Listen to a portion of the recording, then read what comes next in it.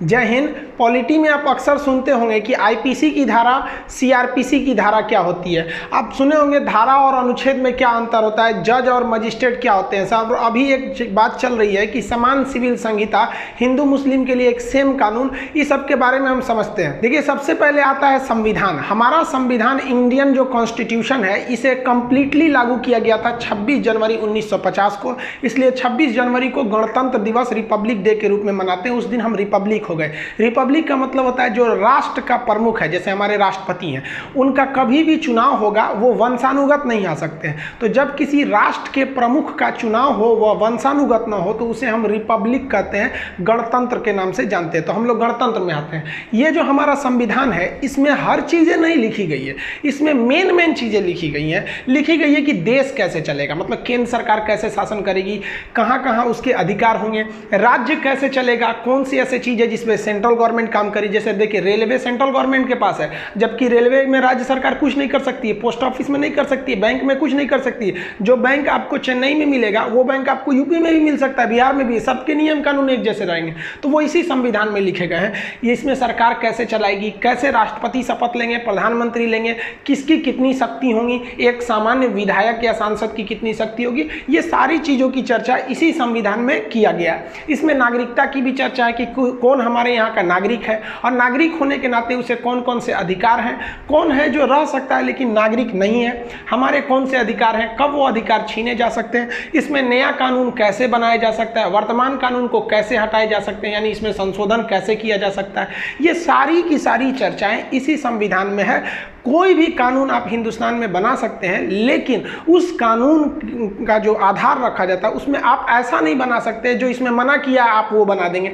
जैसे इसमें कहा गया है कि हर व्यक्ति का अधिकार है वो वोट डाल सकता है। अब आप ऐसा नहीं कर सकते कि उसके जाति धर्म के आधार पर उसका वोटर लिस्ट से नाम हटा दीजिए। पता चला किसी एक धर्म का नाम हटा दीजिए कि ये धर्म के लोग वोट नहीं देंगे, तो संविधान कहता है कि नहीं भैया, आप धर्म के नाम पर नहीं हटा सकते। तो ऐसा संसद कहीं कानून नहीं बना सकती। जब इस संविधान को बनाया जा रहा था, तो इसको कोशिश ऐसा किया गया कि जब भी हमें संविधान की जरूरत पड़े, कुछ चीजों पे फंसे, तो हमें फटाक से वो चीज मिल जाए। तो अगर इस संविधान को कहानी की तरह लिख देते तो पता ही नहीं चलता किस पेज पर कौन सा चीज लिखा गया है। तो इसको पॉइंट टू पॉइंट लिख दिया गया है, ताकि खोजने में आसानी रहेगी। जैसे कैसे आप किसी चीज को खोजते हैं किताब में, तो पेज नंबर के हिसाब से खोज देते हैं। तो आप भी अगर नोट्स बनाते होंगे तो तीर दे के नोट्स बनाते होंगे। उसी तरह इस संविधान में जो पॉइंट दिए गए हैं, उस पॉइंट को आर्टिकल्स कहते हैं। हिंदी में इसको हम अनुच्छेद कहते हैं। इसमें अभी वर्तमान में 395 अनुच्छेद है। इसको ABC करके एक्सटेंड किया जा सकता है, बट ये 395 से नंबरिंग नहीं ले जाएंगे, 395 ही रहने देंगे, ABC जोड़ेंगे वहां पे। तो इसमें अनुच्छेद होते हैं, इसमें धारा का प्रयोग नहीं किया जाता है। अनुच्छेद क्या होता है? पॉइंट होते हैं। जैसे हम कहेंगे कि भैया आप बताइए राष्ट्रपति किस में है, तो अनुच्छेद 52। तो हम खोलेंगे तो आराम से, मान लीजिए हमने कोई पेज खोला तो वहां पे लिखा हुआ अनुच्छेद 35, तो हम आराम से समझ जाएंगे तो 35 है। राष्ट्रपति की चर्चा करेंगे 52 में, तो और घसका के चले जाएंगे। तो ये अनुच्छेद एक पॉइंट है जो हमें इस बात की सहूलियत करने देता है कि कौन सी चीजें कहाँ है। जैसे हम लोग, इसमें तो थोड़ा सा धुंधला दिख रहा होगा, जैसे मान लीजिए कि भारत राज्यों का संघ है, हम किसी दूसरे राज्य को भारत में मिला सकते हैं कि नहीं, तो ये अनुच्छेद 2 में लिखा है। जैसे सिक्किम को भारत में मिला लिया गया 16 मई 1975, उससे पहले सिक्किम भारत का नहीं था, वो एक स्वतंत्र देश था। और अनुच्छेद 3 में लिखा है कि वर्तमान राज्यों को तोड़ सकते हैं, आंध्र प्रदेश से तेलंगाना अलग हो गया, बिहार से झारखंड, ऐसे। तो ये अनुच्छेद में लिखे गए। वैसे ही संसद कहाँ है, तो 79 में संसद की चर्चा है। तो आप जब इस किताब को खोलिएगा और इत्तेफाक से मान लीजिए आपने 40 नंबर अनुच्छेद खोल दिया, तो आपको लगेगा ना, नहीं हमको संसद के बारे में पढ़ना है, वो 79 में, तो आप आराम से पहुंच सकते हैं वहां पर। तो ये सहूलियत देने के लिए अनुच्छेद यानी आर्टिकल्स बना दिए गए। अगर कहानी की तरह लिख देता तो आपको पढ़ना पड़ता, अरे भाई साहब कहाँ का संसद निकल तो नहीं गया, समझ में आ गया। विकिपीडिया की तरह इसे बना देता सीधे, तो खोजते रहो, जो घसका के बोर होकर छोड़ देते। लेकिन आप ही बताइए, हिंदुस्तान में तो बहुत सारे ऐसे मामले हैं जो इस संविधान में लिख ही नहीं जा सकते हैं। तो इसीलिए इस संविधान में है कि आप अलग से कानून बना सकते हैं, लेकिन ऐसा नहीं बना दीजिएगा कि इससे उल्टा हो जाए। तो हम लोग क्रिमिनल कानून अलग से बनाए हैं और सिविल कानून भी बहुत अलग से बनाए हैं। बात करते हैं सिविल कानून की। सिविल कानून उसे कहते हैं जिसमें मारपीट, गुंडागर्दी, डकैती, रेप, धमकी, ये सब चीजें नहीं रहती है। पैसे से रिलेटेड चीजों को हम सिविल मामला कहते हैं। किसी का मकान में घुस गए, खाली नहीं कर रहे हैं, खेत जोत लिए हैं, ये सब चीजें होती हैं। शादी ब्याह वाला मैटर, ये सब सिविल के अंतर्गत में आता है, न कि ये क्रिमिनल ऑफेंस में आते हैं सब। तो इसमें आपको एक सिविल लॉ बनाए जाते हैं। ये भी एक मोटी सी किताब है। इस किताब में ऐसी बातें नहीं लिखेंगे जो हमारा मेन किताब संविधान के उल्टा हो।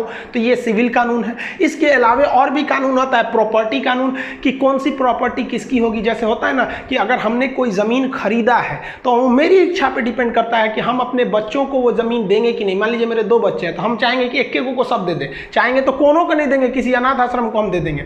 लेकिन अगर हमें कोई पेरेंटल प्रॉपर्टी मिली है, यानी जो प्रॉपर्टी हमको हमारे पिताजी या दादाजी से मिली है हमको प्रॉपर्टी, तो उसमें मेरे बच्चों का बराबर अधिकार हो जाएगा। तो इस तरह की जो नियम हो जाते हैं उसे हम लोग प्रॉपर्टी नियम में रखेंगे। ये भी एक अलग किताब है, लेकिन ये भी सिविल का मामला है, मारपीट का तो है नहीं। यहाँ पर लॉ ऑफ कॉन्ट्रैक्ट भी होता है। कॉन्ट्रैक्ट जैसे मान लीजिए साइन कर दिए कि हम आपके यहाँ हम 2 साल काम करेंगे, 1 के महीना में भाग रहे हैं, तो कॉन्ट्रैक्ट जिसे हम लोग एग्रीमेंट करते हैं, मकान मालिक हर जगह कॉन्ट्रैक्ट होते हैं। तो कॉन्ट्रैक्ट टूटेंगे तो मान लीजिए तोड़ दिया तो अब क्या सजा दीजिएगा। तो इस पर नियम है कि अगर मान लीजिए कि 1 लाख की कॉन्ट्रैक्ट तोड़े तो कितना फाइन लगेगा। तो वो इस कॉन्ट्रैक्ट में, ये भी एक किताब है। जिस तरह से हमारा संविधान एक किताब है, वैसे ये सारी किताबें हैं सब। लेकिन इन सारी किताबों को इस ध्यान से रखा गया है कि इसमें ऐसी बातें ना लिख दे जो हमारा मेन किताब संविधान है उसके उल्टा हो जाए। अब जो सबसे कंट्रोवर्शियल किताब दिखती है वो लॉर्ड कॉर्नवालिस के समय से ही चलती आ रही है। जब हम गुलाम थे तब Hindu personal law and Muslim personal law, जिसे Hindu code and Muslim code कहते हैं। अब मुसलमानों के लिए कुछ पर्सनल लॉ है जो केवल मुसलमानों पे लागू होते हैं, हिंदुओं के लिए भी पर्सनल लॉ है जो केवल हिंदू पे लागू होते हैं। जैसे स्पेशली हम अगर 2-3 चीज़ों की बात करें तो यहाँ पर तलाक काफ़ी सिंपल है। मुसलमानों में तलाक तलाक तलाक, जिसका बहुत मिसयूज होने लगा, ससुरा व्हाट्सएप पे लिख के भेज दो तलाक यहाँ पर। जबकि हिंदुओं में भी तलाक है, लेकिन आप देखेंगे बहुत कॉम्प्लिकेटेड है, कोर्ट में जाना पड़ेगा, ये जाना पड़ेगा। तो अभी जो वर्तमान बातें चल रही है कि ये हिंदू पर्सनल लॉ हटा के मुस्लिम और हिंदू के लॉ हटाकर एक देश का एक कानून रहना चाहिए, और इसका कुछ लोग विरोध भी कर रहे हैं। तो देखिए उसमें क्या है कि ख़त्म नहीं किया जाएगा, एक कॉमन नियम बना दिया जाएगा कि जैसे मुसलमान में तलाक लेना काफ़ी सिंपल है, हिंदू में काफ़ी टफ है। तो अभी जो कोड बनेगा उसमें क्या है, तलाक खत्म नहीं होगा। क्यों खत्म नहीं होगा कि दुनिया में कुछ ऐसे भी लड़के हैं जिनके साथ कितनी भी शरीफ लड़की है जिंदगी नहीं बिता सकती, इतना खच्चर है सब। और कुछ ऐसी खचरी लड़कियां भी हैं जिनके साथ शरीफ से शरीफ लड़का नहीं जिंदगी बिता सकता है। क्योंकि अगर बातों से कोई समझ सकता तो बांसुरी बजाने वाला कृष्ण कन्हैया कभी महाभारत होने ही नहीं देते। कुछ लोग ऐसे होते हैं जो सुधर ही नहीं सकते हैं। तो संविधान में ऐसी जगह दिया जाएगा, लेकिन हम मिसयूज नहीं, जो फेसबुक पे बोलता है तलाक तलाक तलाक, ये गलत है। तो इसको एक कॉमन बनाया जाएगा, उसे को हम लोग कहेंगे civil code, uniform civil code. तो ये जितनी चीजें हैं ये क्रिमिनल नहीं है, सिविल। सिविल मतलब होता है व्यवहार, नहीं बोलते हैं व्यवहारिक नहीं हो, क्या एकदम सिविल नहीं हो। तो सिविल लोगों की जगह को सिविलाइजेशन कहते हैं, सभ्यता कहते हैं। तो ये सब लोगों को सभ्य बनाने के लिए सब कानूनें बनाई गई हैं। तो ये जो सिविल लॉ होते हैं सब, इन्हें हम दीवानी भी कहते हैं। अब सिविल लॉ जो है, मान लिया कि हमने इसमें से किसी एक ऐसे लॉ का हमने उल्लंघन कर दिया, कोई भी सिविल लॉ का इसमें से, या कॉन्ट्रैक्ट तोड़ दिए, या फिर हमने प्रॉपर्टी वाला, या फिर हिंदू कोड तोड़ दिए। जैसे आप सिंपल बताइए, हिंदू के हिसाब से क्या होता है ना कि बेटियों की प्रॉपर्टी में अधिकार नहीं होता है, जबकि मुसलमानों में क्या होता है कि भाई का जिस तरह से संपत्ति में अधिकार है उसका थोड़ा हिस्सा बहनों मतलब बेटियों का भी होता है। तो ये कॉमन बनेगा, इस आगे अब ये रिफॉर्म होगा, गवर्नमेंट इसकी तैयारी में है, वो इसको लाएगी। अब मान लिया कि हमने कोई कानून तोड़ दिया सिविल लॉ का, तो हम पे मुकदमा होगा, जज हमारे घरे पकड़ के ले जाएगा, कितना दिन में सजा ले जाएगा, सबूत चाहिए, गवाह चाहिए। तो इसका एक लंबा प्रक्रिया चलती है। तो प्रक्रिया हम अपने मन से चला लेंगे, उसका भी एक लिखित कानून होनी चाहिए कि नहीं। तो वो लिखित कानून की किस तरह से कोई सिविल लॉ टूटने पर उस व्यक्ति पर मुकदमा चलाया जाएगा, कब उसे गवाही के लिए बुलाया जाएगा, कब सबूत माना जाएगा, कब कहा जाएगा कि अगली तारीख पर आइएगा। तो एक प्रोसीजर होता है ना जी, तो उसी प्रोसीजर को हम लोग कहते हैं सिविल प्रोसीजर कोड। उस प्रोसीजर के लिए भी किताब है, नहीं तो सब वकील कहेगा नहीं ये हमारा प्रोसीजर, ये हमारा प्रोसीजर। तो एक नियम कानून होना चाहिए, नहीं कि नहीं, जो जज भी फॉलो करे कि भाई साहब आप कोई सबूत दिखाने से पहले हमको पहले सूचना दीजिएगा कि हम ये सबूत दिखाना चाहते हैं। ये नहीं कि सीधे जज साहब को चलिए, ए जज साहब लीजिए सबूत है, लीजिए, तो फेंक देगा जज, वहाँ कहेगा कि बकलोल कहीं का, तुम कैसा वकील है। इसीलिए ना आप डायरेक्ट वकील जज से बात नहीं कर सकते, क्योंकि आपको कोई भी प्रोसीजर नहीं पता है, वकील को प्रोसीजर पता होता है। तो एक नियम कानून होता है कि सीधे जज को नहीं दे सकते हैं, उसके लिए पेशकार होता है, नियम कानून होते हैं। तो सिविल मुकदमे के निपटारे के लिए जो नियम कानून है उसी को हम कहते हैं सिविल प्रोसीजर कोड, जिसको हम सीपीसी के नाम से कहते हैं। इसी सिविल प्रोसीजर कोड के तहत आप इनमें से किसी भी नियम का उल्लंघन करेंगे तो आप पे मुकदमा चलेगा। कितने साल में फैसला आता है ये डिपेंड नहीं करता है, कब आएगा वो करेगा कि नहीं, वो कोर्ट का मैटर है। लेकिन जब फैसले आते हैं इसमें तो आपको दंड नहीं दिया जाता है, ना ही आपको जेल दिया जाता है, ना कुछ। आप पर आर्थिक जुर्माना लगाया जाता है, मुआवजा दिया जाता है। जैसे हमने किसी का कॉन्ट्रैक्ट तोड़ दिया, हमने ठेका लिया, हमने वो काम को नहीं किया, तो हमको जेल नहीं होगा, हमसे कहा जाएगा नहीं इतना पैसा भरिए। अब इतना पैसा नहीं भरेंगे ना तब जेल कर देगा, डायरेक्ट इसमें जेल की सजा नहीं होती है। यही फायदा होता है दीवानी का। इसमें होता है कि भैया आप कंपनसेशन चलता है, दंड नहीं दिया जाता है इसमें। सिविल प्रोसीजर कोड यानी सीपीसी तो समझ गए, अब आईपीसी समझते हैं। मान लीजिए किसी को गोली मार दिए, बम मार दिए, कह दिए धमकी देते थे देख लेंगे तुमको, या फिर रेप कर दिए, अपहरण किडनैप कर दिए, फिरौती मांग दिए, मतलब ऐसी खतरनाक अपराध कर दिए, तो उसके लिए अब ये मामला सिविल में नहीं जाएगा, अब इसे दिया जाएगा क्रिमिनल में। तो क्रिमिनल को हम लोग फौजदारी कहते हैं, फौजदारी मुकदमा। तो इस फौजदारी मुकदमा को निपटने के लिए उसके भी नियम कानून बनाए गए हैं, एक कोड बनाया गया है उसके लिए, उसे कहते हैं भारतीय दंड संहिता, इंडियन पिनल कोड। अब सोचिए ये इंडियन पिनल कोड 1861 का बना हुआ है, उस समय लॉर्ड मैकाले के समय, उतना पुराना अंग्रेजों का बनाया हुआ, आज भी चल रहा है। इसमें 511 धारा ले लेके हम लोग घूम रहे हैं लोग। तो अब यहां समझिए इसके तहत क्या कहा गया है, इसमें परिभाषाएं दी गई हैं कि मर्डर किसे कहा जाता है और मर्डर करने पर पुलिस किस धारा के तहत गिरफ्तार करेगी। अब यहीं आप अटक जाते हैं, धारा क्या होता है। जिस तरह से हमारा संविधान था उसमें पॉइंट टू पॉइंट बातें लिखी गई थी, उस पॉइंट को हम अनुच्छेद या आर्टिकल कहते हैं, उसी तरह इस किताब में भी बातें पॉइंट टू पॉइंट लिखी गई है कि मर्डर क्या है, डकैती, रेप, ये सब क्या है। तो उसको कहानी की तरह नहीं लिखेंगे ना, पॉइंट टू पॉइंट लिखेंगे।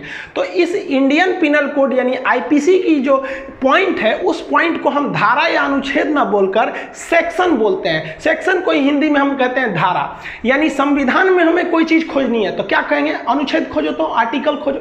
लेकिन ये किताबों में अगर कुछ खोजना है कि सोचना मर्डर किया है, कौन चीज लगाए इस पे, तो आर्टिकल अनुच्छेद खोजोगे नहीं, पॉइंट खोजिए कि मर्डर कहाँ है, और उस पॉइंट को क्या कहेंगे कि धारा कहेंगे, यानी सेक्शन कहेंगे। इसमें कई सारे पॉइंट है सब। जैसे संविधान में 395 अनुच्छेद थे, तो यहाँ पे धाराएं हैं, यहाँ भी पॉइंट है सब, यहाँ 511 पॉइंट है सब, जिसमें बढ़ा घटा सकते हैं हम लोग जरूरत के हिसाब से। जैसे हम सिंपल सी बात बताते हैं आपको कि आपने किसी को गोली मारे, वो सोच रहा बच गया कि जा, तब वो जाके कोर्ट में पुलिस को कहेगा मारा था हमको, हत्या की कोशिश किया था तो 307 लगेगा, हम मारे टपक गया तो 302 लगेगा। तो ये सब टाइप के लगता है। जैसे 376 बलात्कार पे लगता है, और 376 के बाद 377 आ जाता है अप्रकृतिकृत। अप्रकृतिकृत मतलब ना अननेचुरल कर देते हैं, मतलब रेप करना जो होता है वो 376 पे आता है, लेकिन गैंग रेप कर देने पे एक तो वो अननेचुरल हो जाता है वहाँ पे। तो ये सब चीज़ें आती हैं। ये हम जब पढ़ाएंगे ना तो उसमें आपको ये सब चीज़ें बताएंगे। ये यूपी पुलिस वाला जो दरोगा वाले हैं लोग, उसमें ये सब क्वेश्चन सीधे पूछता है यूपी दरोगा वाले लोग यहाँ पर। तो ये आपका अनुच्छेद, ये अनुच्छेद नहीं है, ये क्या है, सब धाराएं हैं सब। ये किस काम में आती हैं सब, ये केवल पुलिस के काम में आती है। यानी आप अगर किसी को गोली मारे तो वो बच गया, तो पुलिस को ये अधिकार मिल जाता है किस धारा के तहत, 307 के तहत, कि आपको गिरफ्तार कर ले। मारे मर्डर हो गया तो 302 के तहत आपको गिरफ्तार कर सकती है, लेकिन पुलिस सजा नहीं सुना सकती है। पुलिस इन धाराओं के तहत करके आप पर चार्जशीट लगा देगी कि ये इसलिए पकड़ाया है, और जज साहब को दे देगी। अब कोर्ट में प्रक्रिया शुरू होगी। अब आगे की प्रक्रिया कोर्ट में हो जाती है। इसको हम लोग क्या कहते हैं, धारा। उर्दू में इसे हम लोग क्या कहते हैं, ताजीराते हिंद। जैसे भारतीय दंड संहिता को क्या कहें, ताजीराते हिंद। मूवी में सुनते होंगे ना, ताजीराते हिंद दफा 302। दफा मतलब ये, धारा कोई क्या कहते हैं, दफा। तो ताजीराते हिंद दफा 302 के तहत आपको मुलजिम करार दिया जाता है।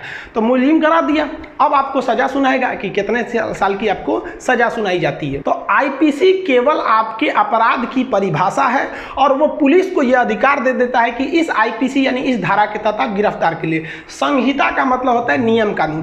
दंड के लिए क्या नियम कानून है, दंड संहिता। चुनाव का क्या नियम कानून है, आचार संहिता। शादी ब्याह का क्या नियम है, वो सिविल संहिता। ये आप लोग सुनते होंगे ना, संहिता वगैरह। मान लिया कि मर्डर कर दिए तो आईपीसी की धारा में मर्डर की परिभाषा है, और आपको 302 धारा के तहत पुलिस गिरफ्तार कर लेगी। अब आपको कोर्ट में प्रस्तुत कर दिया जाएगा यहाँ पर। अब उसमें भी नियम कानून है, पुलिस रिमांड पर भेजें कि जुडिशियल रिमांड पर भेजें, सबूत कब आएगा, गवाह कब आएगा, जो पहले से लंबित मुकदमे है वो कहाँ जाएगा। पुलिस अरेस्ट की है किसी को तो पुलिस 24 घंटा से ज़्यादा थोड़ी रख सकती है, वो जेल में देगी। जेल एक अलग डिपार्टमेंट है, ये पुलिस को जेल पुलिस से कोई लेना देना नहीं है। वहाँ जेल में जाएंगे तो खाना कौन चीज खाएगा भाई, खाना पीना खिलाइएगा ना, मरीजवा मर जाएगा वहाँ पे।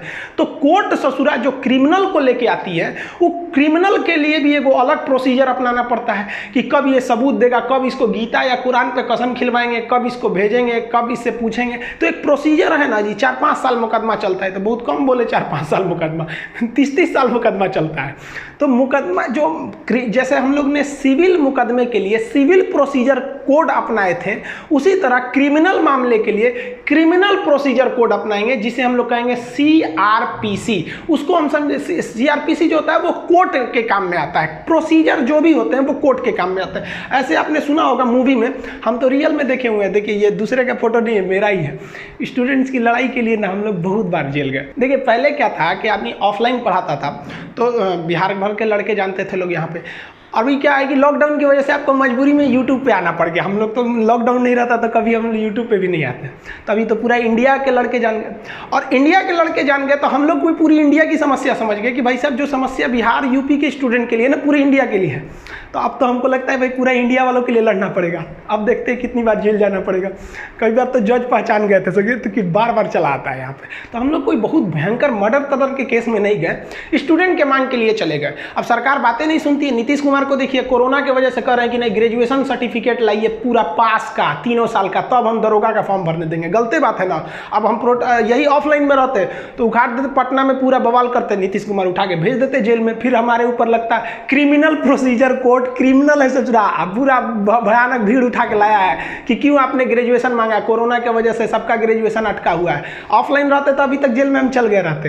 तो ये सब प्रोसीजर, इसको हम आपको अच्छे से समझा देते हैं क्योंकि हम सब फेस किए हुए हैं ये सब चीज़ को, और अभी फिर करने वाले हैं। क्योंकि भाई पूरा इंडिया के लिए जब मुद्दा उठाएंगे तो फिर तो जाना ही पड़ेगा जेल में। तो कैदियों के लिए जजों के ऊपर भी एक प्रोसीजर होता है जिसे हम लोग कहते हैं क्रिमिनल प्रोसीजर कोड।